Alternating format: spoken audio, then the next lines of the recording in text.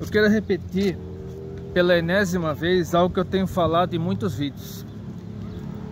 Sempre que você quiser ler um livro, seja ele qual for, seja um romance, um livro técnico, um livro de filosofia, enfim, seja qual for o gênero, livro de ficção, não ficção, nunca leia livro algum sem antes ler a Bíblia, o livro dos livros, o livro mais importante da história, o livro que pode levar você para a salvação, se você ainda não conhece Jesus. Porque quando você se depara com um livro desse, que é vendido por aí, é divulgado por aí como um livro de romance, um livro de, assim... Eu estou gravando esse vídeo dia 12 de junho de 2025, que no Brasil é considerado o Dia dos Namorados. Então eu creio que Deus escolheu a data certa para eu terminar de ler este livro e para gravar essa resenha. Eu pretendo publicá-la só dia 16 de maio, uma segunda-feira, dia 16 de junho de 2025, uma segunda-feira. Mas em vez de gravar no sábado pela manhã, que pode ser que seja mais frio do que hoje, pode ser que esteja chovendo, o clima está cada vez mais doido, então achei melhor gravar hoje, uma quinta-feira à tarde. Aqui não é exatamente um morro, né? Aqui, apesar desse bairro aqui ser alto, mas a Avenida de Ipanema fica lá em cima, para cima dessas casas aqui. Aqui é uma praça situada numa baixada aqui do bairro Ipanema Villa, aqui em Sorocaba. Então, graças a Deus, consegui terminar esse livro, porque eu não aguentava mais. Eu li esse livro pensando nos leitores que poderão assistir essa resenha, aqueles que estiverem interessados em ler esse livro, ou que já leram e ficaram apaixonados por ele, e principalmente se você se apaixonou pelo tal do Heathcliff. Eu tentarei pronunciar os personagens desse livro pelo inglês britânico, porque o inglês britânico parece ser mais fácil de aprender que o inglês norte-americano, porque a minha maior dificuldade com o inglês é a pronúncia.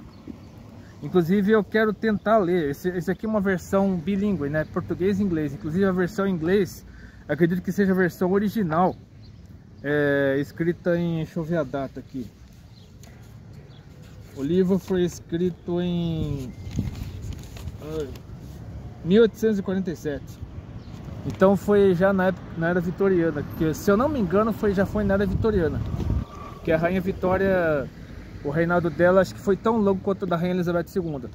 Ela acho que morreu em 1899, se eu não me engano. Então ela morreu velhinha já, então acho que o reinado dela foi tão longo quanto o da Elizabeth II. Então acho que em 1847 já era vitoriana.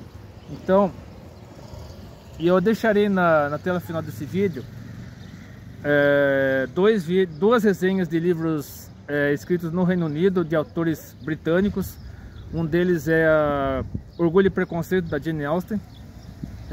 Lembrando que na era vitoriana a mulher era extremamente excluída da sociedade, né, no meio literário, principalmente, né. O Orgulho e Preconceito de Jane Austen foi um marco na Inglaterra do século XIX, se não me engano, 18, nem lembro exatamente quando foi escrito, mas acho que o primeiro livro assim marcante na literatura britânica foi o Orgulho e Preconceito da Jane Austen. Eu deixarei a resenha aqui na tela final desse vídeo. Eu deixarei também a resenha de outro livro britânico, só que um livro de terror vendido por aí como livro infantil, que é o Alice no País das Maravilhas. Se você conhece bem a história de Lewis Carroll, toda a polêmica que surgiu no relacionamento entre ele e a verdadeira Alice, que era uma criança na época, você saberá que esse livro até hoje traz uma polêmica, uma treta, um quebra-pau terrível, um debate interminável se ele era pedófilo ou não. Então eu deixei essas duas resenhas aqui na tela final desse vídeo. Eu deixarei também um vídeo chamado a bestialização do ser humano, onde eu falo a respeito, tudo que eu menciono nesse vídeo, a bestialização do ser humano, tem a ver com o assunto desse livro. Porque esse livro não é um livro de romance, não é uma história de amor, é um livro pesado, um livro denso, um livro cruel. Você deseja a morte do Heathcliff, já vou adiantando, você passa a ter tanto ódio do Heathcliff, que você deseja que ele morra. Inclusive, esse livro tem dois narradores. A história tem dois narradores. O Lockwood, que é um inquilino do Heathcliff, que aparece no começo, no meio do fim da história, mais ou menos. O cara aparece do nada. Se não me engano, ele é de Londres. Aliás, somente 3 cidades do Reino Unido são mencionadas nesse livro, que é Londres, a capital, Liverpool e Gimerton. Gimerton é onde ficava a igreja, né? Mas a história principal se passa em 2 localidades, né? 2 propriedades rurais na cidade de Gimerton, que são o Morro do Betsuivantes, que o nome original em inglês é Wuthering Heights. Eu nem sei se a pronúncia certa é essa, mas Wuthering Heights é o nome dessa propriedade em inglês, né, que é o local principal onde se passa a história. E tem a igreja Third Cross, que é outro lugar, no caso da família Lenton. Falei que eu tentaria pronunciar o nome do personagem em inglês britânico, Lenton.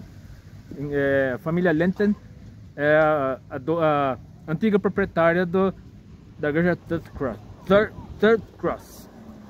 E então eu creio que a maioria das pessoas que leem esse livro, desprovidas de sentimentalismo, de romantismo, enfim, sem aquele olhar apaixonado, sem aquele olhar,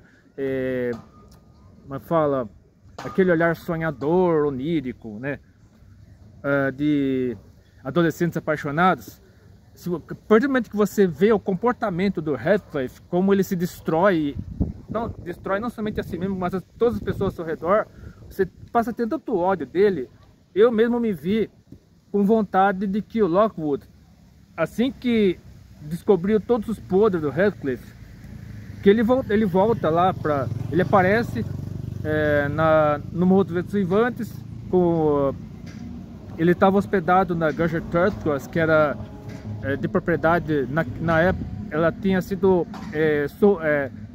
retirada da família Lenton, né, pelo Heathcliff, porque o Heathcliff tinha tanto ódio no coração, tanto desejo de vingança. Eu falei sobre tudo isso nesse vídeo: vingança, ambição, paixão doentia. Eu falarei sobre tudo isso e outros assuntos também.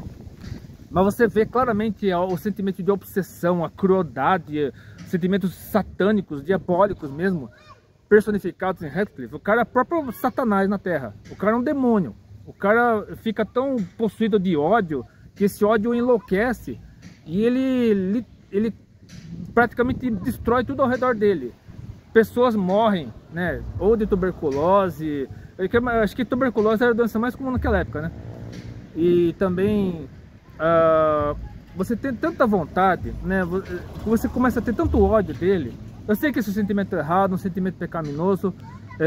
Nós, como cristãos, servos de Deus, devemos perdoar os nossos inimigos, devemos amar nossos inimigos, apesar de todo o mal que eles fazem contra nós. Mas a nossa carne, né, os nossos desejos carnais, ao longo da história, você tem tanto ódio do Heathcliff que a sua vontade é de que, assim que a vontade, quando o Lockwood descobre todos os podres, toda a verdade a respeito do Heathcliff, a vontade que você tem, que a maioria das pessoas tem, quando se deixa levar pela carne, é de que o Lockwood cubra o Heathcliff de tanto soco, a ponto de deixá-lo ensanguentado no chão.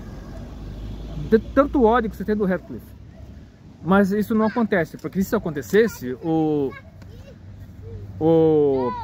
é que é o nome do sujeito? Você tem que correr. Aqui tem lá o falso Carola, né? Deixa eu ver o nome do sujeito aqui. O Joseph. O Joseph aparentemente é o religioso da história, né? Porque ele fala muito da Bíblia, de Deus, ele faz as orações dele, ele lê a Bíblia, vai pra igreja, só que o cara é um tremendo hipócrita.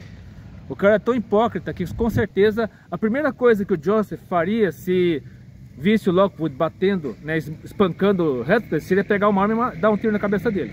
Então, é uma história terrível, uma história pesada, tensa, cruel. Esse livro é banhado em sangue, em morte. Inclusive o próprio Heathcliff, ele espanca a filha da mulher que ele alegava amar 2 vezes. Então, realmente é um livro que desperta ódio, que desperta raiva. Então, se você não é temente a Deus, não tem sua vida pautada pelo que está escrito aqui na Bíblia, os piores sentimentos possíveis vêm para você, né? Você passa a ter os piores sentimentos possíveis com outros personagens do livro, especialmente com o Heathcliff. E eu quero falar primeiramente sobre... Eu nem lembro quais são os temas do livro, né, mas enfim, primeiramente eu quero falar a respeito da Emily Brontë. Nem sei se é assim que se pronuncia o nome dela, porque eu creio que Emily Brontë, ela é a escritora, a Emily Brontë é a escritora da história, né? Eu creio que a história da Emily Brontë é o próprio retrato da vida dela, ou seja, recapitulando aqui, é que tá ventando muito aqui. A Emily Brontë, ela é autora do livro, é uma mulher, e como eu já disse, as mulheres eram muito excluídas naquela época, porque era uma sociedade muito machista. A sociedade britânica dos anos do século XIX. Então deixa eu começar pela história da Emily Brontë. Emily Jane Brontë, essa é a assinatura dela aqui, ó. Emily Jane Brontë nasceu em Thornton, no condado de Yorkshire, na Inglaterra, em 30 de julho de 1818. Então ela nasceu antes da era vitoriana, né? Eu não lembro quem era o rei daquela época, se era Georgiana, sei lá. Acho que mas enfim. Ela é a quinta filha de 6 gerados pelo pastor anglicano Patrick Brontë e sua mulher Maria Branwell. Emily integrava uma família severa, provinciana e muito unida. Com a morte da mãe em 1821, Maria Elizabeth, Charlotte e Emily, as filhas mais velhas, foram enviadas para Clergy Daughters. Não, deixa eu falar em inglês britânico. Clergy Daughters School. Clergy Daughters School, inglês britânico. Um colégio para filhas religiosas. Mas quando as duríssimas condições do internato contribuíram para a morte prematura das suas duas irmãs, Charlotte e Emily voltaram para casa, juntando-se ao pai, ao irmão Branwell e a caçula Anne, em Holborn, casa paroquial das Charnecas de Yorkshire. Inclusive, charneca é um termo que eu não conhecia. Eu passei a conhecer lendo esse livro, nem sabia que era isso. Mas charneca é o habitat encontrado em áreas de terras altas, em áreas de terras altas, em pastagens temperadas, savanas e matagais e os biomas de pastagens e matagais montanhosos, caracterizados por vegetação rasteira em solos ácidos. Também se refere à vegetação lenhosa aberta e de baixo crescimento. A principal planta dessas charnecas, né, que é uma vegetação típica do Reino Unido, é a urze, né? Deve ter outra planta também que fala muito de urze. Então são plantas, arbustos, né? Arbustos ou plantas rasteiras, plantas de pequeno porte, comuns nos campos da Inglaterra. Não sei se tem abundância ainda nos dias de hoje, mas era muito comum na Inglaterra. Mas assim, continuando aqui a história da Emily Brontë. Os 4 irmãos criaram um mundo rico de imaginação e fantasia, que funcionava como um escape ao tédio puritano da religião e proporcionava um alívio à rigorosa pobreza da vida no campo. Assim inventaram um universo barroco repleto de reinos encantados e românticos, explorando seus personagens imaginários numa imensa coleção de diários, peças, poemas e histórias. Quando se cansaram de suas próprias criações, os irmãos se deliciaram com novas descobertas feitas nos incontáveis volumes da formidável biblioteca de seu pai. E eu tenho que falar desse tema também mais pra frente, né, que é o sincretismo religioso presente na cultura britânica, misturando o cristianismo com as lendas e as religiões pagãs do período pré-romano. A mais solitária de todos, Emily parecia destinada a ficar em casa para sempre. Diversas passagens por outros colégios internos fracassaram logo no início, pois ela não suportava a saudade de casa e definhava. Em 1842, no entanto, Emily Charlotte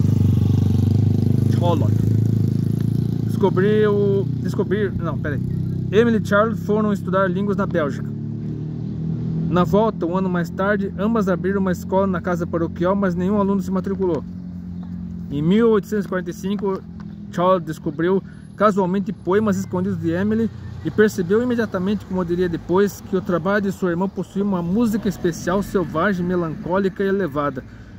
Por insistência de Charlotte, as três irmãs compilaram uma seleção de poemas publicada em 1846 sob pseudônimos. Apesar das vendas desencorajadoras, Emily e Anne entusiasmaram-se com a publicação conjunta e cada uma começou a escrever romances. O primeiro a aparecer foi Jane Eyre de Charlotte Brontë, no caso, em outubro de 1847, seguido por O Morro dos Ventos Vivantes, que é esse livro que eu tô lendo, que eu terminei de ler hoje, no caso, de Emily. E 2 meses depois, no caso, primeiro em outubro de 1847, foi lançado Jane Eyre. Em dezembro de 1847 foi lançado O Morro dos Ventos Vivantes, e Agnes Grey foi escrito por Anne e lançado depois. Mas o fim dessa família notável aconteceu rapidamente. Bramwell sucumbiu ao alcoolismo em setembro de 1848. Emily morreu de tuberculose, que é o mal daquela época, né? E em 19 de dezembro de 1848, seguida por Anne em julho do ano seguinte. Charlotte, que lutou com sucesso pelo reconhecimento póstumo dos trabalhos das irmãs, morreu em 1855. Então a família toda, né, pelo menos dessa geração, morreu no século XIX. Mas enfim, agora vamos para a história em si, lembrando que tem spoilers, né? Eu deixaria avisado aqui que tem spoilers. Então, o que está acontecendo aqui? Por que esse livro é um livro pesado, um livro denso, um livro cruel, a ponto de você desejar a morte do personagem principal? Em 1801, né, a história começa em 1801, né, a história, né, começa em 1801. Lockwood, que é o novo inquilino da Granja Tolcross, em português é Granja da Cruz dos Tordos, né? Ela é localizada em Yorkshire, né? Aqui fala muito Gimmerton, então Gimmerton deve ser um distrito do Yorkshire, né? Acho que Yorkshire é um condado, né? Porque lá o Reino Unido é dividido em condados, né? Cada reino, né? No caso a Inglaterra é dividida em condados e as cidades ficam dentro de condado. Mas enfim, Gimmerton pertencia ao condado de Yorkshire, e tanto a Granja Tolcross quanto a Morro dos Ventos Vivantes ficavam nas dependências, né?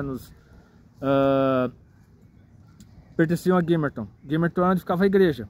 Gimmerton geralmente era mencionada só por causa da igreja, né? Mas a presença de uma igreja naquela região, um pouco assim, quase não tem influência sobre os personagens do livro. O menos pior era justamente Lockwood.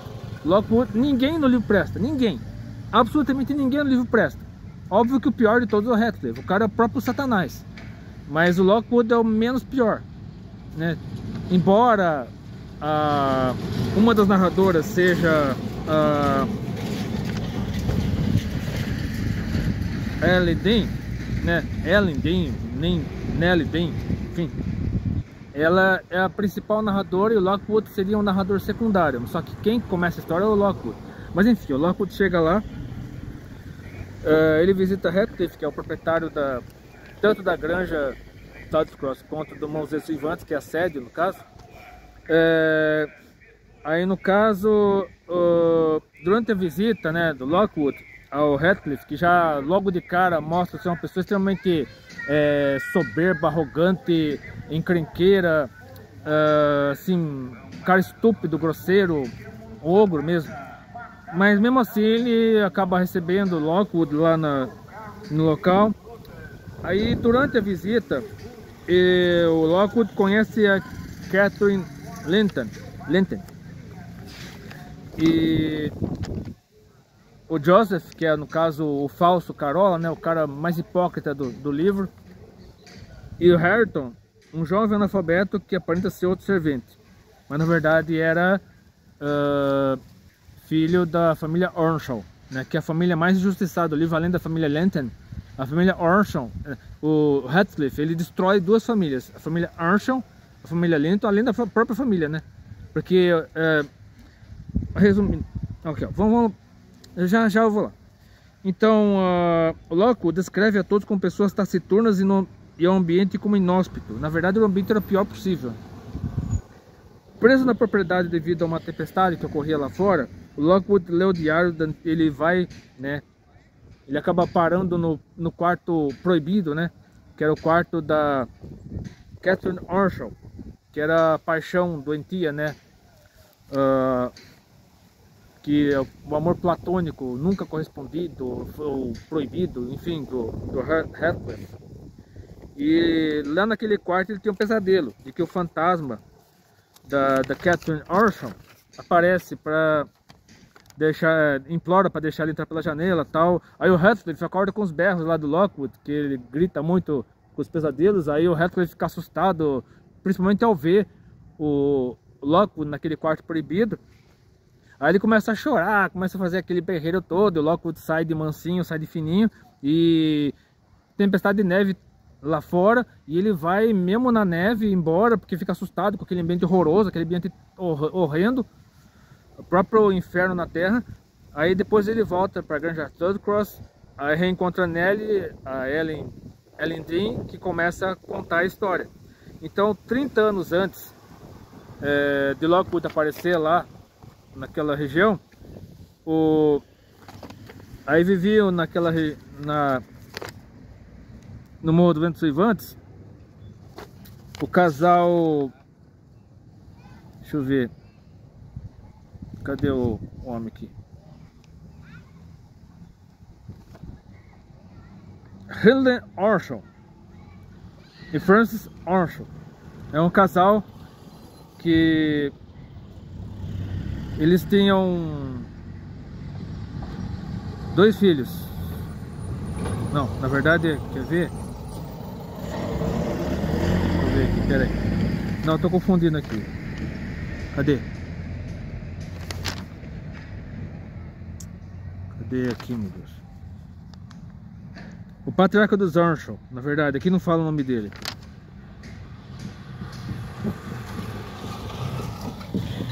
Na verdade não fala o nome dele. O patriarca dos Earnshaw, não se sabe o primeiro nome dele. Mas ele vem de Liverpool trazendo um menino. E muitos têm debatido a respeito da identidade, da origem racial, da etnia desse menino. Eu, pela descrição do livro, eu acredito que seja um indiano, né? Na verdade um calô, né? Um cigano de origem indiana, que o calô, ele é um cigano de origem indiana radicado no sul da Espanha, né? E ele fala uma mistura do dialeto rom com castelhano, né? Que o rom é o povo cigano.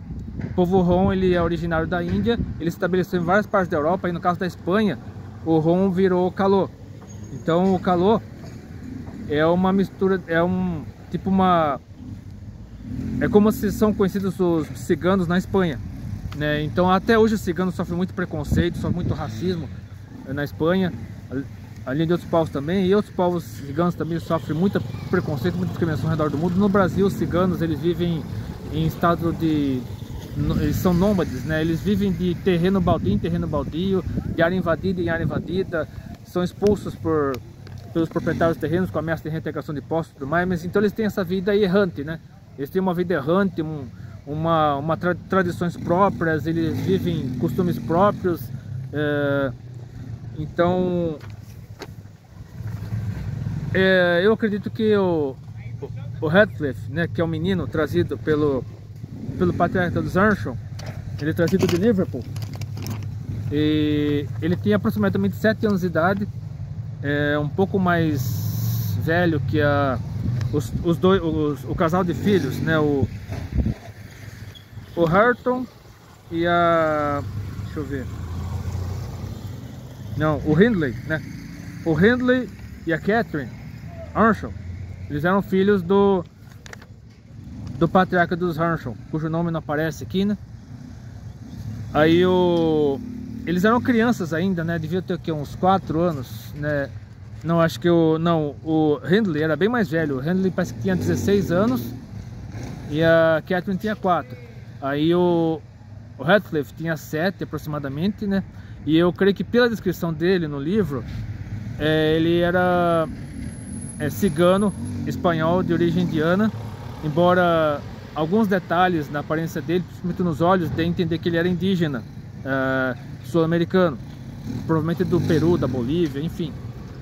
Mas até hoje é motivo de debate a origem racial do Radcliffe. Só sei que ele foi adotado pelo patriarca dos Earnshall e passa a ser criado como filho e tal.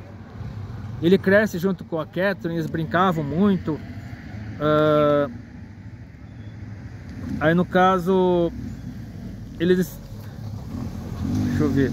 Na verdade, o Radcliffe era o nome do segundo filho biológico do patriarca dos Earnshall. Aí ele retorna a colocar o nome, ele batiza, né? Ele registra o menino órfão, né, de origem desconhecida, com esse nome Radcliffe, que vira nome e sobrenome ao mesmo tempo.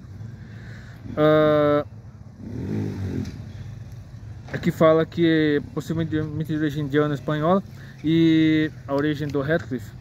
E ele trata o garoto como seu preferido enquanto negligencia Hindley e Catherine. Ou seja, ele vira o filho preferido, o filho do meio, né, que agora era o filho do meio, vira o filho preferido do patriarca dos Earnshall, e ele acaba desprezando de uma certa forma o Hindley e a Catherine. E após a morte da senhora Earnshall, cujo nome também não aparece, né, aparece só o sobrenome, o Hindley trata mal Radcliffe, agride, então humilha Radcliffe até o último. Então isso acaba dando vazão a muitas interpretações, dizendo que o Radcliffe se tornou mal, se tornou o próprio Satanás na Terra por conta de tudo que ele sofreu no passado. É um argumento que a militância progressista usa muito para justificar o mau caráter de muitas pessoas, né? Muitos ditadores, muitas pessoas sanguinárias, assassinos, genocidas, serial killers, pessoas cruéis, pessoas demoníacas que matam, que torturam, estupram, fazem miséria contra meio mundo. Ah, mas é porque ele é vítima da sociedade, que não sei o que. Na verdade, isso aí não cola. Se a pessoa nasce má. E é claro que existem filósofos, né?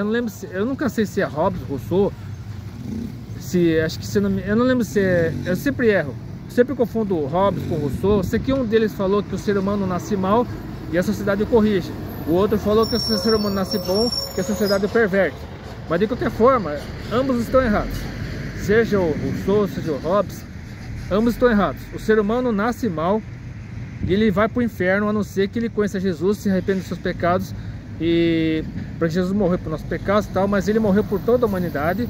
Só que somente vai para o céu, somente será salvo do inferno aquele que receber Jesus como seu Senhor e Salvador. Então Jesus morreu por toda no caso a expiação é universal, mas somente será Jesus morreu por todos, mas somente irá para o céu, somente escapará da condenação, da morte eterna, do tormento eterno, sei lá o que for, quem receber Jesus como Senhor e Salvador. E então, no caso, isso vale mesmo para o Radcliffe. Então, Radcliffe, ele simboliza toda pessoa que a militância progressista considera como excluída, como vítima da sociedade, pessoa que ficou má, né? Aliás, a militância progressista faz isso até com Lúcifer, né? Até mesmo o próprio Lúcifer, ele é considerado como vítima da sociedade, né? Ele é considerado como, né, assim, injustiçado por Deus, enfim. Lançaram até mesmo uma série chamada Lúcifer, né? Romantizando Lúcifer, transformando-o num herói, como se Deus fosse tirano, enfim, né? Isso é a estratégia do próprio Satanás, né? Mas de qualquer forma, mas antes, eu lembrei uma coisa. Estava até esquecendo. O que me fez ler esse livro, né? O que me fez decidir a ler esse livro foi um vídeo de uma influenciadora. Eu já estava quase, ainda bem que eu lembrei a tempo.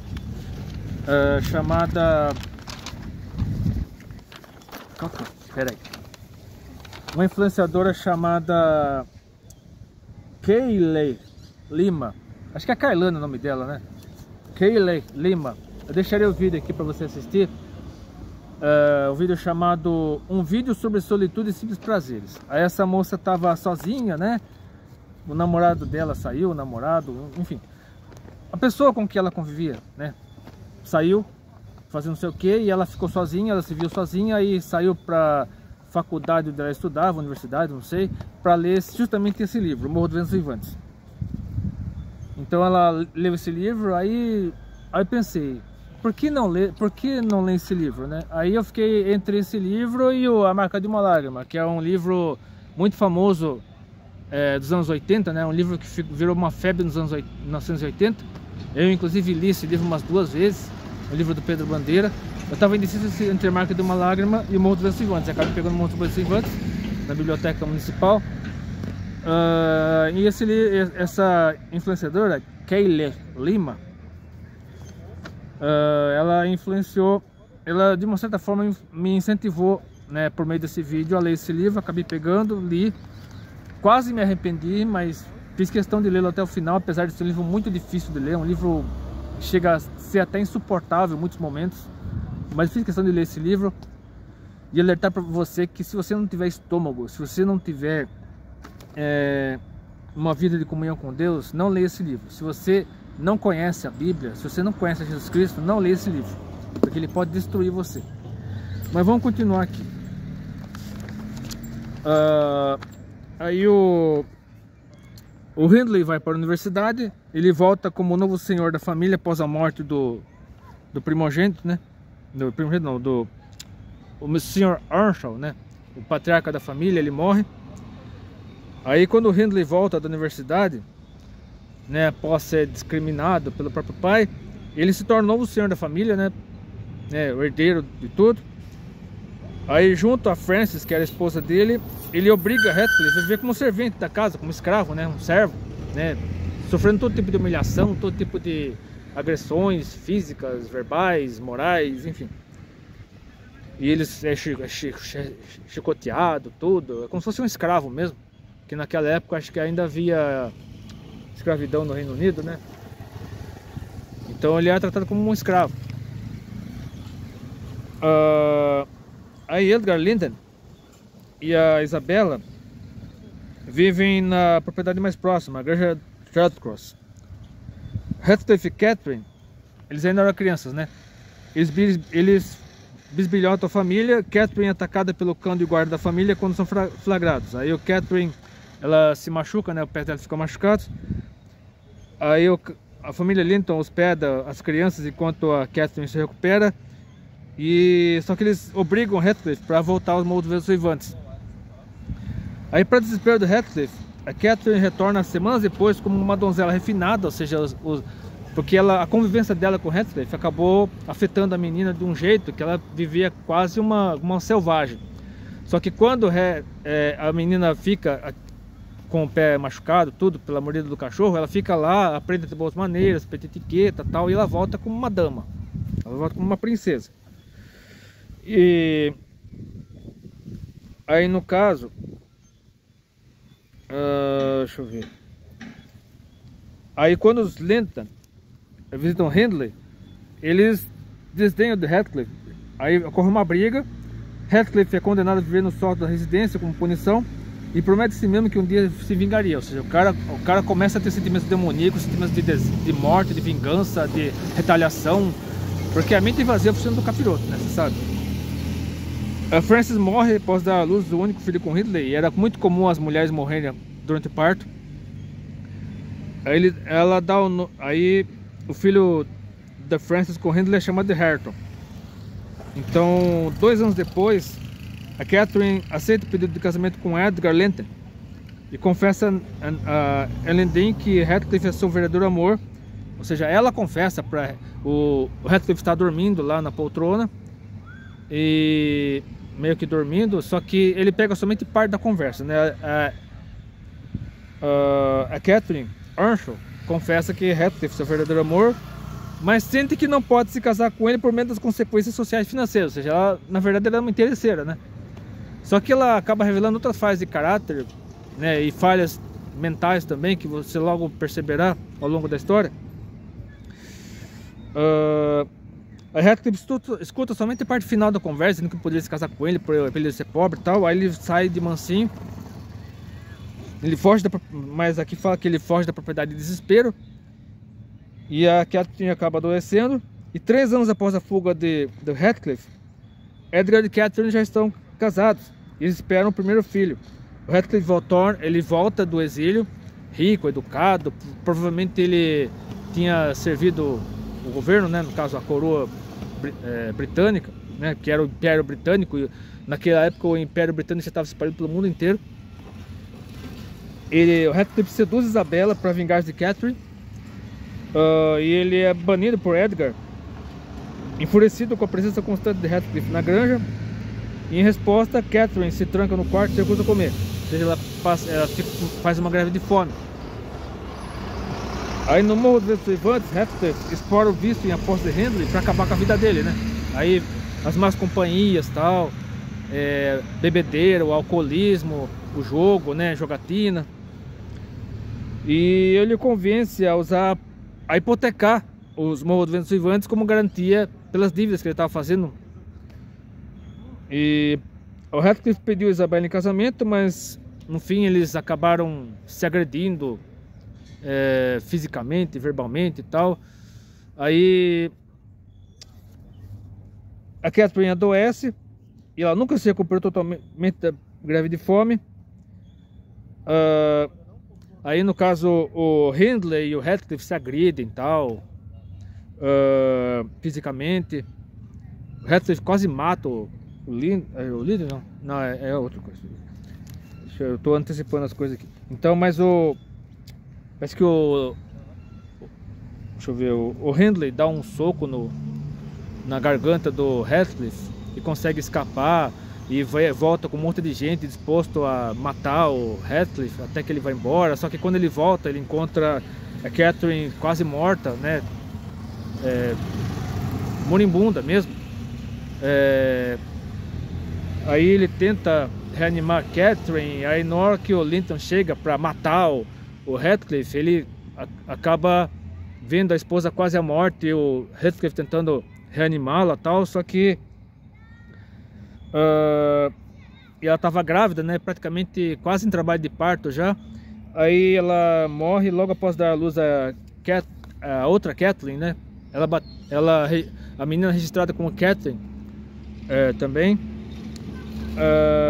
Aí o Heathcliff amaldiçoa a falecida Catherine, e invoca o espírito dela para assombrá-la enquanto estivesse vivo.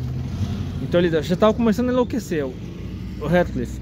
A Isabela, a esposa do Heathcliff, amargurada pela devoção de Heathcliff à falecida Catherine, ela foge de Canlenton, seu filho recém-nascido, e leva o menino embora. O Hindley morre meses depois como consequência do alcoolismo, né? Então ele morre de cirrose. Aí o Hareton, o filho do Hindley, é negligenciado pelo pai e pelo próprio Heathcliff desde o nascimento, porque o Heathcliff passa a morar no Morro dos Ventos Uivantes. Ele se aposta no Morro dos Ventos Uivantes porque ele tinha o Hindley tinha hipotecado o local, né, o Morro dos Ventos Uivantes, para pagar as dívidas de jogo. E aí no caso o Heathcliff se torna o proprietário do local. 12 anos depois a Isabela morre também. O Linton é levado de volta a Granja Tutcross com Edgar Linton. Aí o Heathcliff, né, usa o hipócrita, o maior hipócrita da história, que é o Joseph. Ele aparece lá para arrancar força, levar o Linton Heathcliff a força lá para o Morro dos Ventos Uivantes. E aí antes mesmo que o próprio Heathcliff fosse lá buscar o filho, matando todo mundo lá dentro, aí logo na manhã seguinte, bem cedo, a Ellen Dean leva o menino para o Morro dos Ventos Uivantes. E a Kathleen Linton, eles se apaixonam, né? Apesar do Linton ter nascido muito frágil, raquítico, né? Com a saúde muito frágil, sintomas de tuberculose. Aí o Ratcliffe, nessa ocasião que o Ratcliffe agride 2 vezes, ele espanca 2 vezes a Catherine Linton, né? E numa dessas agressões físicas, até a menina fica ensanguentada. Essa foi a hora que eu mais senti vontade do Ratcliffe morrer. Eu confesso, né? É um sentimento errado, mas o livro, infelizmente, desperta esse sentimento de você desejar a morte do vilão. Porque o grande vilão, apesar de ser o protagonista, né, na verdade é o antagonista, né? O Ratcliffe é o próprio Satanás na Terra, espancador de mulheres, como ele provou ser.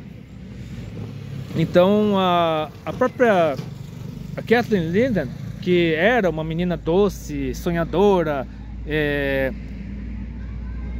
apesar de chegou à adolescência ainda como uma criança, com a pureza e inocência de uma criança, mas o Ratcliffe, por causa das agressões físicas, verbais que sofria do Ratcliffe, ela se tornou uma menina amarga, uma menina cruel, tão assim, porque a Catherine Earnshaw era louca, né?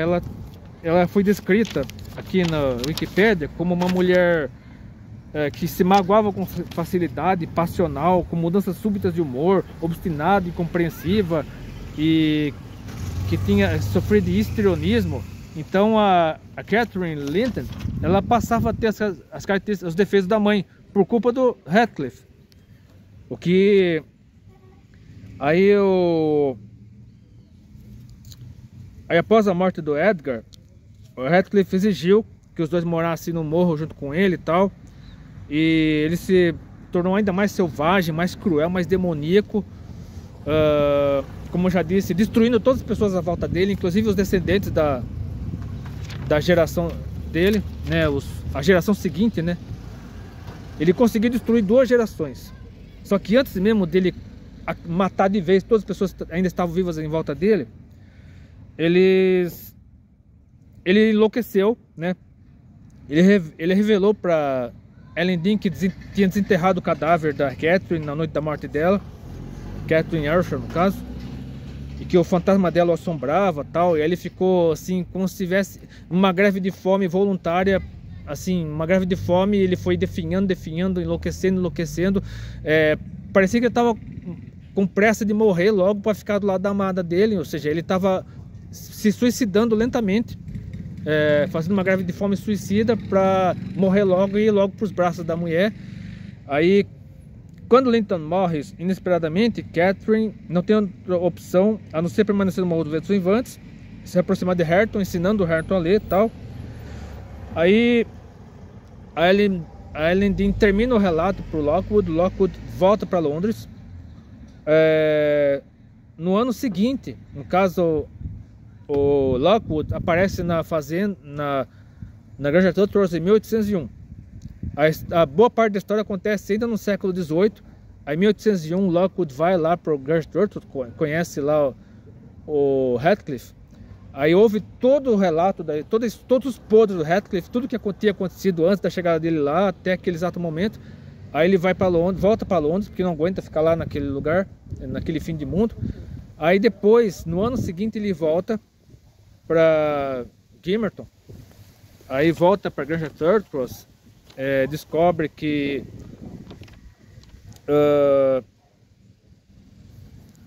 o Ratcliffe já tinha falecido, tinha morrido, né? Aí lá no Morro dos Ventos Uivantes, né, onde estava lá, ele encontra a Catherine Linton ensinando o Hareton a ler, né, porque ele era analfabeto. Aí eles estão apaixonados, estão radiantes e tal, porque o Ratcliffe tinha morrido. Aí a Ellen Dean conta o que tinha acontecido até aquele momento, né, no último ano, né, desde a volta do Lockwood para Londres até o retorno dele. Aí o Ratcliffe foi cada vez definhando, cada vez mais por conta da greve de fome suicida dele. Ele não quis mais impedir a união entre a Catherine e o Hareton. Ele tenta agredir a Catherine uma última vez, só que acaba alguma coisa, né? Acho que era o próprio diabo, que tomou conta dele e impediu que, né, o próprio Satanás o possuiu e impediu que ele agredisse a Catherine Linton, porque não adiantaria nada, tal, mas enfim, a Catherine conseguiu escapar de morrer nas mãos do Heathcliff, porque ele estava disposto a matar a Catherine Linton para se vingar da outra Catherine, a mãe dela, que ele tinha praticamente assassinado. Só que aí o Heathcliff, ele foi definhando cada vez mais, ele foi, né, aquele desespero em morrer logo, querer morrer logo para estar junto da amada dele, até que a Ellen Dean encontra o sujeito lá no quarto proibido, né, o antigo cara de Catherine. Ele fica estirado na cama com aquela cara demoníaca lá, tomando chuva, tomando vento, né, com aquela cara, aquele sorriso satânico, o zoião esbugalhado. E ele é enterrado, né, praticamente só acho que 6 pessoas, ou 6 pessoas que levaram o caixão, o pároco lá da igreja de Gamerton, a Ellen e o Joseph, mais ninguém. Então ele, aí na lápide estava escrito só o Heathcliff e a data da morte dele. O cara morreu praticamente sozinho, vítima da sua própria crueldade, sua própria tirania satânica. Aí a história continua com Catherine ensinando Hareton a ler. Aí o Joseph virou zelador do Morro dos Ventos Infantes, ainda com aquela hipocrisia característica, né, de invocar Deus, falar que todo mundo era do diabo, só ele estava certo, mas que o pessoal não lia a Bíblia, não ia para a igreja, só que ele estava se comportando como um verdadeiro hipócrita desde o começo da história, mas enfim. Aí os moradores da região alegavam que viam os fantasmas da Catherine, do Heathcliff.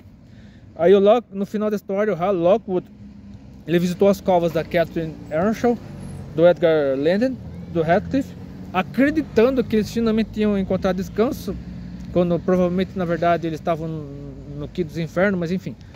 Como já disse, a única pessoa que presta em toda a história é o Lockwood.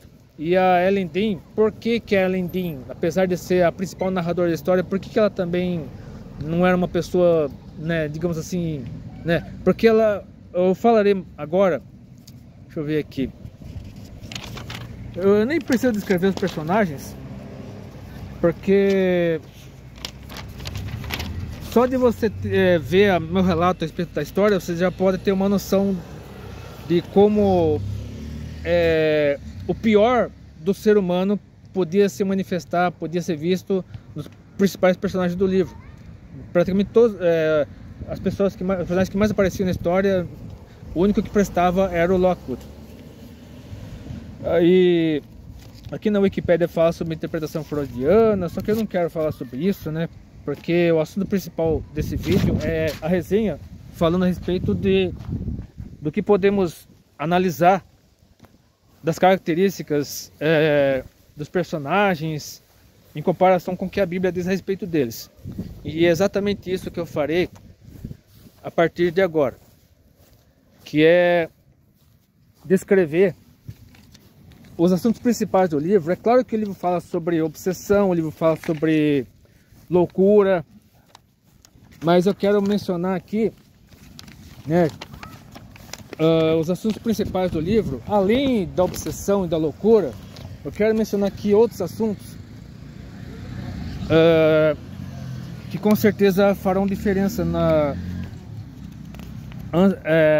se você nunca leu esse livro, se você já leu e ficou apaixonado por ele, você terá uma boa noção de como você deve interpretar esse livro, de como você deve ler esse livro a partir de agora. Então, primeiramente, a desarmonia e desestruturação familiar. Então, existem 3 textos bíblicos que falam sobre desarmonia e desestruturação familiar, porque a família Earnshaw era uma família quase perfeita. A família Linton também era uma família quase perfeita.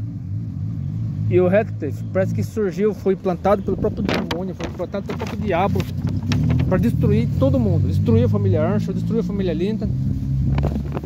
E somente após a morte dele a paz foi restabelecida entre a família Armstrong e a família Lenton. E então há 3 textos bíblicos que eu gostaria de ler, falando a respeito de como deve ser a família. Primeiramente, 1 Samuel capítulo 15, versículos 22 e 23, diz o seguinte: após Saul ter desobedecido a Deus, né, porque Saul não deveria pegar o despojo, ele deveria destruir tudo, né, na guerra lá, ele deveria aniquilar com tudo e não levar despojo nenhum, mas ele acabou levando despojo para oferecê-lo a Deus como ingratidão, só que ele não deveria ter levado nada. Aí Samuel disse, no caso para Saul: tem porventura o Senhor tanto prazer em holocaustos e sacrifícios, como em que se obedeça a palavra do Senhor? Eis que obedecer é melhor do que sacrificar, e o atender melhor do que a gordura de carneiros. Porque a rebelião é como pecado de feitiçaria, e a obstinação é como iniquidade e idolatria. Porquanto tu rejeitaste a palavra do Senhor, ele também te rejeitou a ti, para que não sejas rei. Então aqui fala sobre rebeldia, aqui fala sobre desobediência, aqui fala sobre hipocrisia. Isso era evidente, né? Esses problemas, né? Rebeldia, hipocrisia, irreverência, desobediência, petulância, arrogância, tudo isso estava evidente, né? Porque o Radcliffe passou como um rolo compressor, passou como um ciclone, destruindo tudo pela frente, e as pessoas ao redor dele acabavam sendo contaminadas, acabavam sendo como se fossem setas do inimigo lançadas em todas as pessoas em volta do Radcliffe, e essas pessoas eram destruídas, eram contaminadas pela malignidade, pela crueldade, pelo sadismo, pelo sarcasmo, enfim, por todos os sentimentos horríveis que tomavam conta de Radcliffe. Então ele destruía tudo em volta dele, inclusive as famílias com as quais ele se envolvia. E assim como Saul destruiu, né, o seu próprio reinado, e ele acabou morrendo décadas depois, né, por culpa da sua própria desobediência, a ponto de ele consultar uma adivinha, né, consultar uma vidente para conversar com Samuel, sendo que isso não é possível. Se você conhece o mínimo de Bíblia, sabe que isso não é possível, consultar os mortos. Eu falarei sobre isso mais tarde. Aí o próprio Saul acabou arruinando a si próprio, sua família, a ponto da filha dele, que tinha se casado com Davi, né, que seria o sucessor dele, a Mical, ela zombaria de Davi mais tarde, acabaria ficando sem filhos, acabaria se deitando com Absalão, após Absalão tentar, quando Absalão tentou tomar o reino de Davi, Absalão se deitou com todas as mulheres de Davi, inclusive com Mical. Mas enfim, o Salmo 68, versículo 6, ainda falando sobre rebeldia, sobre harmonia familiar, diz o seguinte: Deus faz que o solitário viva em família, liberta aqueles que estão presos em grilhões, mas os rebeldes habitam em terra seca. E aqui é um quadro também do que aconteceu com tudo aquilo que todas as pessoas que se envolveram com Radcliffe se deixaram levar pela tirania dele, pela crueldade dele, e acabaram sendo destruídas por ele. E em 1 Timóteo capítulo 5, versículo 8, o meu cheiro apóstolo diz o seguinte: mas se alguém não tem cuidado dos seus, e principalmente dos da sua família, negou a fé e é pior do que o infiel. Então a família em harmonia é a família que vive na presença de Deus. E sobre hipocrisia, tem um texto bíblico lá em Isaías capítulo 1, versículos 11 e 15, que diz o seguinte: de que me serve a minha multidão de vossos sacrifícios, diz o Senhor? Já estou farto dos holocaustos de carneiros e das gorduras de animais cevados. Nem me agrado de sangue de bezerros, nem de cordeiros, nem de bodes. Quando vindes para comparecer perante mim, quem requereu isso de vossas mãos, que viesses a pisar os meus atos? Não continueis a trazer ofertas vãs. O incenso é para mim abominação, e as luas novas, e os sábados, e a convocação das assembleias. Não posso suportar iniquidade, nem mesmo uma reunião solene. As vossas luas novas, as vossas solenidades, a minha alma as odeia, já me são pesadas. Já estou cansado de a sofrer. Por isso, quando estendeis vossas mãos, escondo de vós os meus olhos, e ainda que multipliqueis vossas orações, não as ouvirei, porque as vossas mãos estão cheias de sangue. Esse texto é um retrato fiel da personalidade de Joseph. O Joseph é o grande pilar da hipocrisia nesse livro, né? Joseph, aparentemente, é o único que presta no livro, mas na verdade é o cara, um tremendo hipócrita, um tremendo falso. Ele tinha aquela aparência de santidade, de devoção, mas era um tremendo fariseu.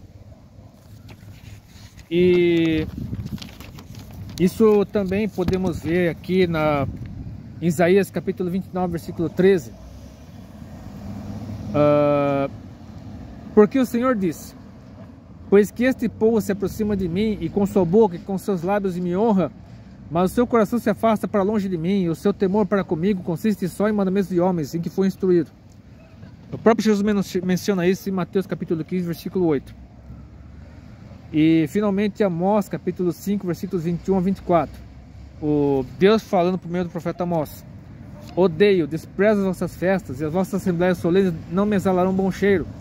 E ainda que me ofereçais holocaustos, ofertas e alimentos, não me agradarei delas, nem atentarei para as ofertas pacíficas dos vossos animais gordos.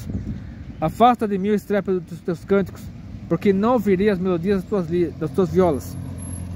Outra tradução fala liras, né? Corra, porém, o juízo como as águas, e a justiça como um ribeiro impetuoso. Então, porque muitas pessoas no livro iam para a igreja, né? Tinha igreja lá em Gimerton, mas viviam como verdadeiros hipócritas. E pessoas que tinham vidas de aparente santidade, devoção e tal, mas que acabavam se envolvendo com coisas horríveis, coisas horrorosas demais para serem mencionadas. E sobre paixão doentia, primeiramente quero deixar bem claro: estou gravando esse vídeo no dia dos namorados, dia 12 de junho. Existe uma diferença entre paixão e amor.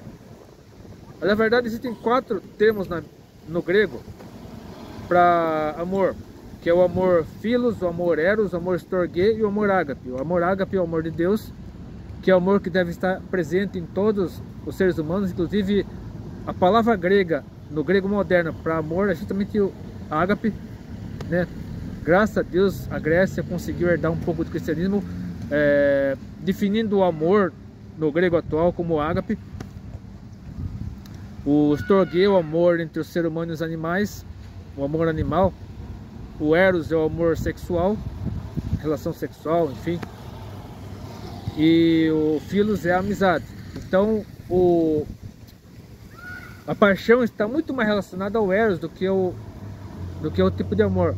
Só que a paixão, ela é algo doentio, algo patológico, que tem muito mais a ver com a natureza pecaminosa do ser humano do que com o verdadeiro amor, que é o amor que está escrito aqui na primeira carta aos Coríntios, capítulo 3, versículos 4 a 7. O amor é sofredor, é benigno, o amor não é invejoso, o amor não trata com leviandade, não se soberbece, não se porta com indecência, não busca os seus interesses, não se irrita, não suspeita mal, não folga com injustiça, mas folga com a verdade. Tudo sofre, tudo crê, tudo espera, tudo suporta. Então esse sim é o verdadeiro amor. A paixão não tem nada a ver com isso. A paixão é algo doentio, é algo animalesco, algo que tem muito mais a ver com a natureza pecaminosa do ser humano. E a paixão, se ela não é correspondida, ela se torna ódio. E Heathcliff, ele se torna tão desprezível, tão demoníaco, tão grotesco, tão animalesco, que ele quer...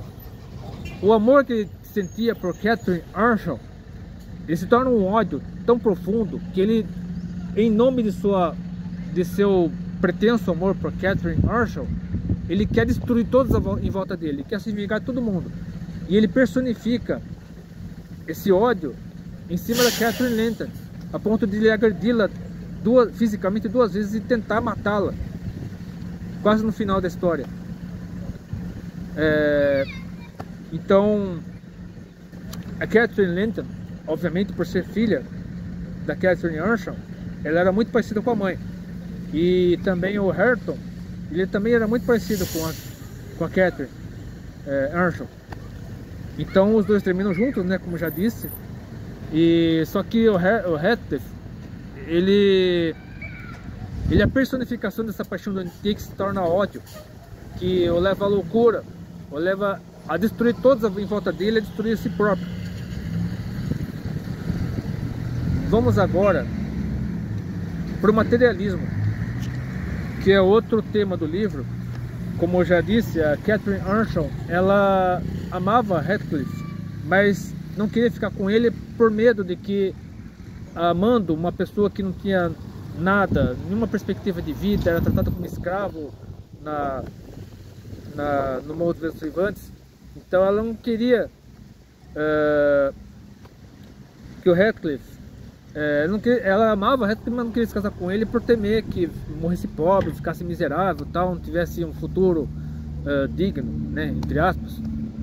Mas na verdade isso foi a própria ruína dela, foi a própria perdição dela. Na verdade o Heathcliff a matou, ela foi assassinada por Heathcliff.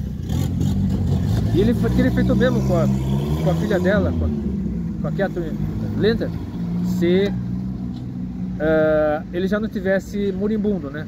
Que se o Heathcliff tivesse com perfeita saúde, não tivesse se autodestruindo naquela greve de fome suicida, com certeza ele teria matado a Catherine Linton. E teria matado o Hareton também, porque ele tinha ódio do Hareton também.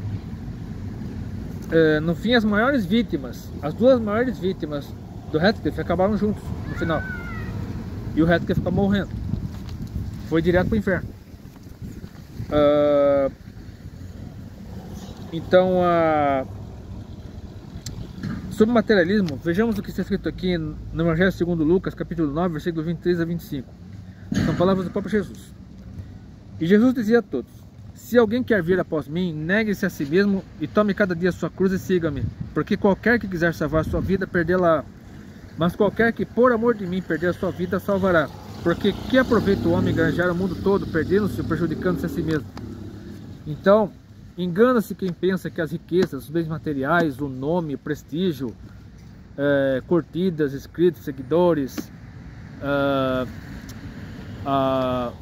o marketing pessoal, a boa reputação, engana-se quem pensa que isso é suficiente para a pessoa ser feliz. Ou até mesmo uma paixão, algo a que alguém se pegar sem ser o próprio Deus. Então, você somente terá a verdadeira liberdade se você se render a Jesus Cristo, reconhecê-lo como seu único Senhor e Salvador, ler a Bíblia, orar, jejuar se for preciso, mas não permita que o pecado domine você como dominou Heathcliff, a ponto de destruí-lo. Ele morreu com um pouco mais, acho que 45, 46 anos. Deixa eu só confirmar aqui, que tem uma cronologia aqui. Então, 65, então a Catherine tinha 4 anos quando nasceu, e o Heathcliff era 3 anos mais velho que ela, né? Que a Bíblia não, o livro, O Morro dos Ventos Uivantes, não diz claramente quantos anos o Heathcliff tinha, mas provavelmente tinha 7 anos quando chegou lá, o Morro dos Ventos Uivantes, trazido do Liverpool. Aí o Heathcliff chegou lá em 1771, ele tinha 7 anos de idade, então ele teria nascido em 1764. Se ele nasceu em 1764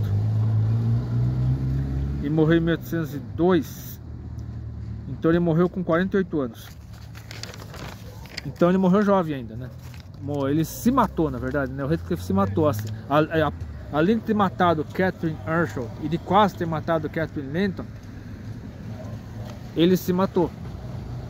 Porque fazendo aquela greve de fome, ele acabou destruindo a si próprio, literalmente. Agora, quer ver? Vamos agora para a vingança, que a personificação da vingança também foi Heathcliff também foi a personificação da vingança. E por que eu disse que o Lockwood foi o melhor personagem dessa história, praticamente o único que prestou. Ele não se envolveu muito com os personagens, embora tenham ouvido todo o relato, né, todos os podres de todos, né, a família Earnshaw, da família Linton, da família Heathcliff. Ele ouviu, e quando foi atrás do Heathcliff para acertar as contas com ele, por que ele não matou o Heathcliff? Por que ele não encheu o Heathcliff de pancada? Embora na carne certamente ele tinha tido vontade de fazer isso. Porque ele era um homem gentil, um homem educado, um homem... certamente era cristão, temente ao Senhor. Por isso que ele não fez isso. Porque se ele tivesse na carne, se ele tivesse assim, a carne tivesse assim, se ele tivesse cedido a carne, ele teria matado o Heathcliff, com certeza. Ele teria matado o Heathcliff. Mas não matou. Ele, percebendo que ele estava se autodestruindo, ele de uma certa forma acabou perdoando o Heathcliff. Não queria piorar ainda mais a situação. Ele sabia que o Heathcliff poderia morrer a qualquer momento, né? Porque ele estava se autodestruindo, então ele acabou relevando todas as crueldades, toda a tirania, toda a personificação do diabo na terra que Heathcliff era. E essa vingança tomou conta de Heathcliff de tal maneira que fez com que ele se destruísse. Então a vingança é um sentimento terrível, um sentimento satânico. Por mais que você tenha razão em desejar o mal para alguém, essa pessoa que lhe fez mal, essa pessoa que castigou você, que espancou você, que fez coisas horríveis para você, por mais que você tenha razão, né? Porque o que você prefere, ter paz ou ter razão? Eu tenho ouvido muito isso, né? Em muitos vídeos de cristãos, influenciadores cristãos na internet falam sobre isso. É melhor ter paz ou ter razão? Se a sua razão leva você a cometer o pior dos crimes, a desejar a morte de alguém, a querer o mal de alguém, querer se vingar de alguém, seja em pensamento, seja em ação, seja tramando alguma coisa contra essa pessoa, para colocá-la em maus lençóis, seja espalhando notícias sobre essa pessoa que destruam a reputação dela, enfim, você como servo de Deus não deve fazer isso. Se você vive pelo Espírito Santo, se o Espírito Santo toma conta de você, se o Espírito Santo vive em você, você sabe que não pode fazer isso, porque isso levará você à destruição. Como está escrito aqui em Romanos capítulo 12, versículos 17 e 21. A ninguém torneis mal por mal, procurai as coisas honestas perante todos os homens. Se for possível, quantos estiverem em vós, tende paz com todos os homens.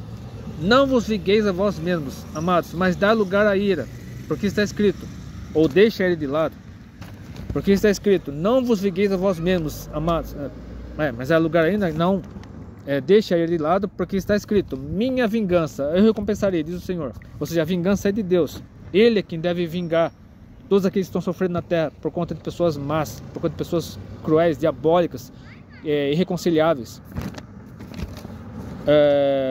como é o caso de Heathcliff.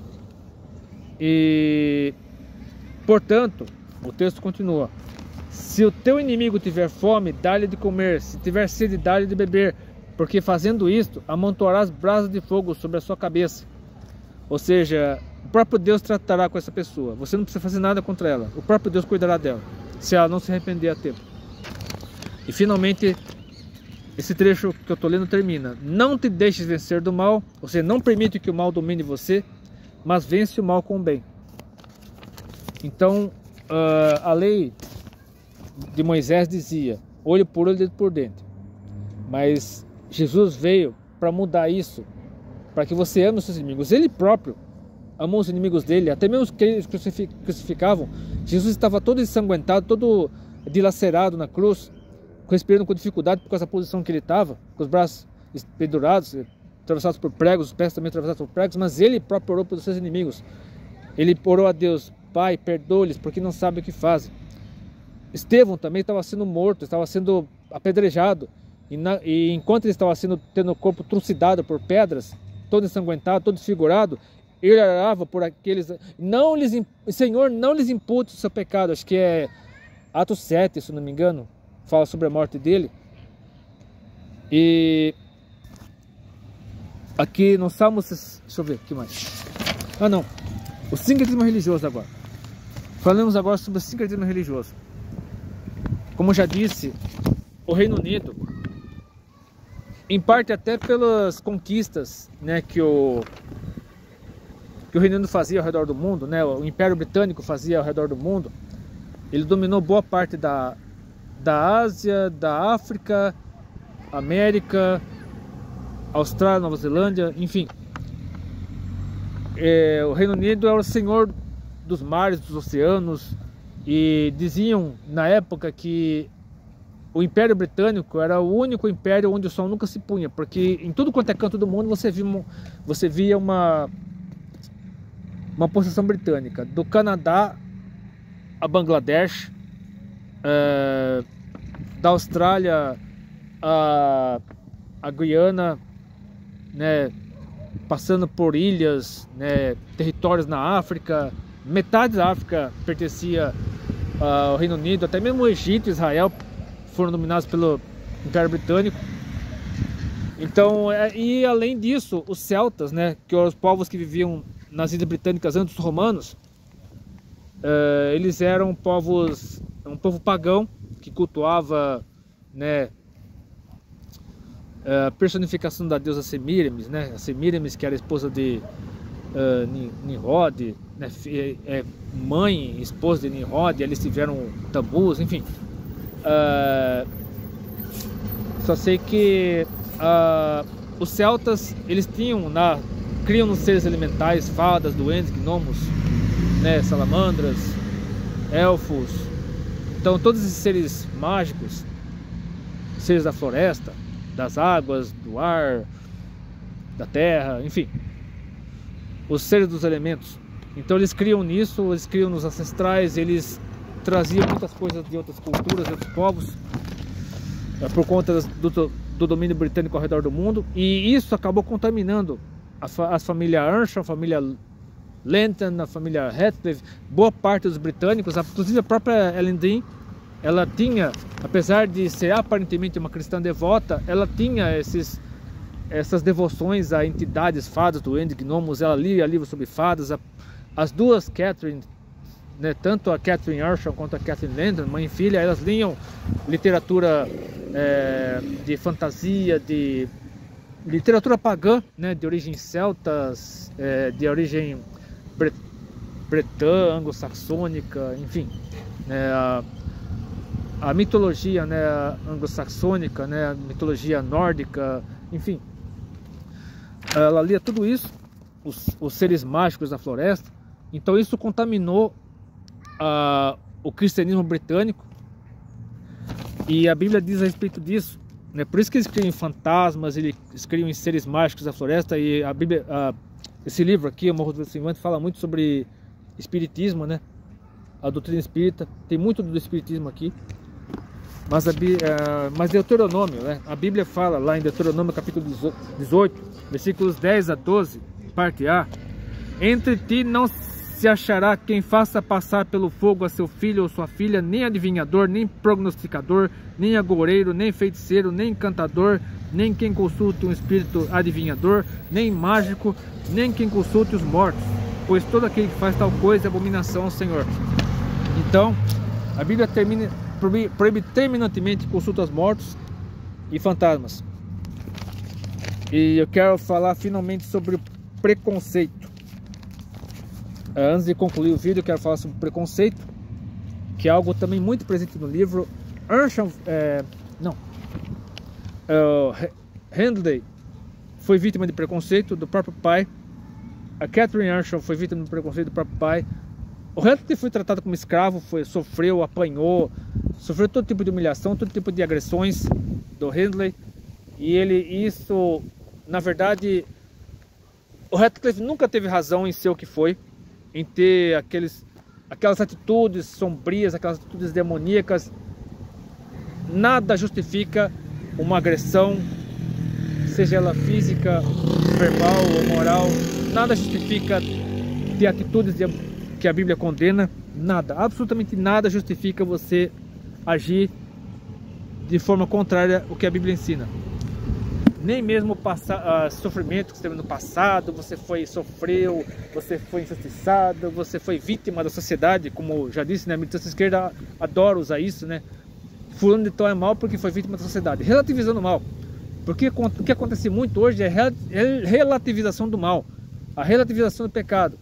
Quando você trata o pecador como você trata a pessoa má, a pessoa perversa, a pessoa dominada pelo diabo, como vítima da sociedade, você está relativizando o mal. Como eu já disse, uma série chamada Lúcifer chegou a fazer sucesso, a ponto de você relativizar o próprio Lúcifer, relativizar Satanás e tratá-lo como anti-herói, tratando Deus como vilão e tratando o diabo como herói. Então, que a Bíblia diz a respeito do preconceito, né? Repito, Heathcliff jamais teve razão em agir como agiu.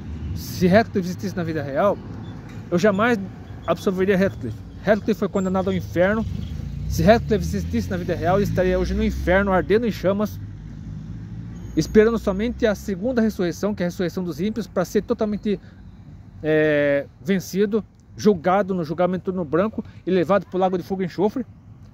Então o destino do Heathcliff é o lago de fogo e enxofre, caso ele exista. Se é que existiu algum Heathcliff da vida real, o destino dele é o lago de fogo e enxofre. Mas sobre preconceito, a Bíblia diz em Tiago capítulo 2, versículos 1 a 9: Meus irmãos, não tenhais a fé de nosso Senhor Jesus Cristo, Senhor da glória, em acepção de pessoas. Porque se no vosso ajuntamento entrar algum homem com anel de ouro no dedo, com trajes preciosos, e entrar também algum pobre com o suor do traje, e atentardes para o que traz o traje precioso, e lhe disserdes: assenta-te tu aqui no lugar de honra, e disserdes ao pobre: tu fica aí em pé, ou assenta-te abaixo do meu estrado, porventura não fizesse distinção entre vós mesmos, e não vos fizesse juízo de maus pensamentos? Ouvi, meus amados irmãos, porventura não escolheu Deus os pobres desse mundo, para serem ricos na fé, e herdeiros do reino que prometeu aos que o amam? Mas vós desonrastes o pobre. Porventura não vos oprimem os ricos, e não vos arrastam aos tribunais? Porventura não blasfemam eles o bom nome que sobre vós foi invocado? Todavia, se cumprirdes conforme a Escritura, a lei real, amarás ao teu próximo como a ti mesmo, bem fazeis. Mas se fazeis acepção de pessoas, cometeis pecado e sois condenados pela lei como transgressores. Então isso também condena Hareton, condena os patriarcas do Earnshaw também, podemos incluir nisso. O Hindley, o Hareton e a Catherine Linden, eles tiveram a oportunidade de se reconciliarem, se reconciliarem com Deus, porque a história termina em aberta com relação aos dois. Eles nem tinham casado ainda quando a história acabou. Quando o Lockwood finalmente termina a história, o Lockwood e a Linden terminam a história, a Catherine Linden e o Hareton Earnshaw ainda não estavam casados. Então a redenção das famílias Earnshaw e Linden ocorre quando Heathcliff morre da pior maneira possível, e a Catherine e o Hareton se casam. A Catherine Linden e o Hareton Earnshaw. E eu quero concluir dizendo o seguinte: vejamos o que está escrito aqui em Gálatas capítulo 6, versículos 7 e 8. Não erreis, Deus não se deixa escarnecer, porque tudo que o homem semear, isso também se fará. Porque o que semeia na sua carne, da carne se fará corrupção, mas o que semeia do Espírito se fará vida eterna. Então, eu quero deixar essa mensagem final para você. Toma muito cuidado com as pessoas com as quais você anda, com as influências que você tem, com as pessoas que influenciam você. Isso, todo tipo de pessoa, né? Porque a única pessoa que nós devemos confiar 100% é em Jesus. Nós devemos debruçar na Bíblia, na palavra de Deus. E se um livro como este afasta você da presença de Deus, não leia esse livro. E se você quiser ler esse livro, leia primeiro a Bíblia e interprete o que acontece nesse livro à luz da Bíblia. Esse é o maior e melhor de todos os livros, e todos os demais livros no mundo submissos a ele, até mesmo o livro de ciência. Então que Deus possa abençoá-lo, Deus possa agradecê-lo. Se você gostou desse vídeo, curta, compartilhe seus favoritos, que o canal, Deus abençoe. Eu deixarei no final desse vídeo um vídeo curtinho de 1 minuto sobre a família ideal, segundo o coração de Deus.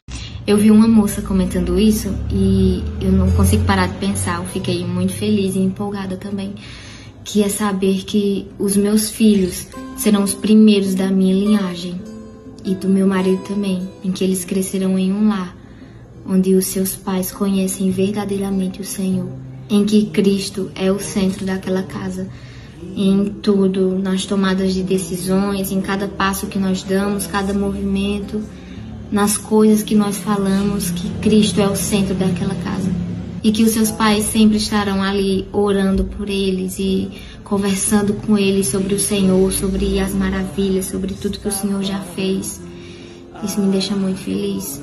em saber que eles crescerão em um ambiente paciente, misericordioso, gentil, amoroso, e que eles verão seus pais se amando incondicionalmente como Cristo ama o seu povo, se respeitando, cuidando